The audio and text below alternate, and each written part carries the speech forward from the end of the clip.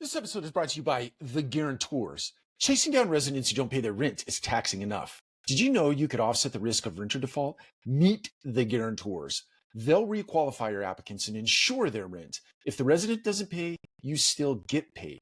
Visit theguarantors.com/multifamily today.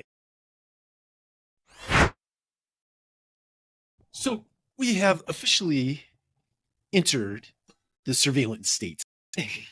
And okay, so maybe that's been a thing for some time, but I received a newsletter last evening.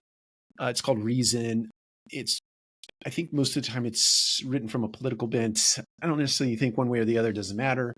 But this headline caught my eye last evening, and the headline is "Glasses equipped with facial recognition are in our future." It goes on to say it is now because of two Harvard University undergrads who have hacked a pair of Meta glasses, and they're calling it eye X-ray, and something else. There's a search engine called PIM Eyes, PIMEYES, PIM Eyes. And so I read about this technology, let's say it was last winter, Clearview. I think it's called Clearview technology. And it's very controversial in the sense that if I were to walk up to you on the street with these glasses, in the past, it was just kind of a party trick where the gentleman or a lady would walk up to you with a camera or with a phone, take a picture of you, and then that picture would go out onto the internet, basically scrape the internet and dig up your life. And that person would be able to tell you your name and all kinds of other personal information. And very controversial piece of technology. By the way, somebody did that at Blueprint this year, asked me to give them a picture of my face, and they tried to pull something up. It didn't work on the floor. But these two Harvard students walked around campus unbeknownst to the people that they were running into and striking up conversations with. The eyes detected their face, so facial recognition, and it went out and scraped the internet and brought a bunch of personal information up so that they could have, more informed conversations with the people that they were standing in front of.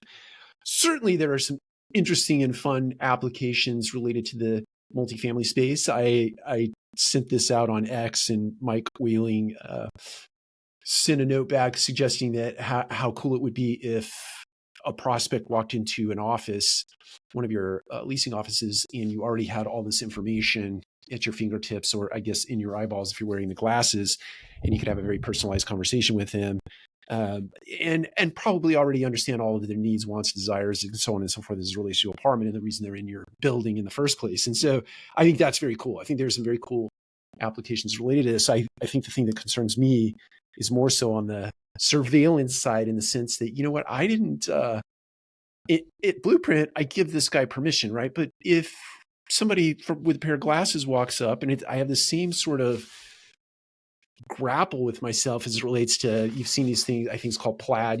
It's a wearable, you put it around your neck, or you can put it on your lapel, or you can put it anywhere on your body. You can put it on the back of your phone. And you can basically record any conversation, telephone calls. You can record an in-person conversation. The big pitch is that AI will turn that into a transcript, and you can have forever memory. All these things. And it's kind of, all that stuff is very cool. I think it's very cool. In the same respect, I think, what if I don't want you to pull up my personal information when you're standing in front of me? What if I don't want you recording all of the conversations that I have with you because they're supposed to be privileged and private in some way? Or, if I'm just having a conversation, business conversation, and whatever little personal bit of information comes up about anything that I don't want in the public record for any reason, I don't have permission to tell you one way or the other because you've collected it without my permission. You've collected it without my knowing. There's something that seems really strange and weird about that. And I would sure hope that there are, this is the first time I've ever come across a piece of technology where I do wish there were safeguards in place, where when you're crossing over into somebody's public space in this respect, I think there's some kind of line there. I don't know where the line is, but there's a line that should be there that governs that in some way.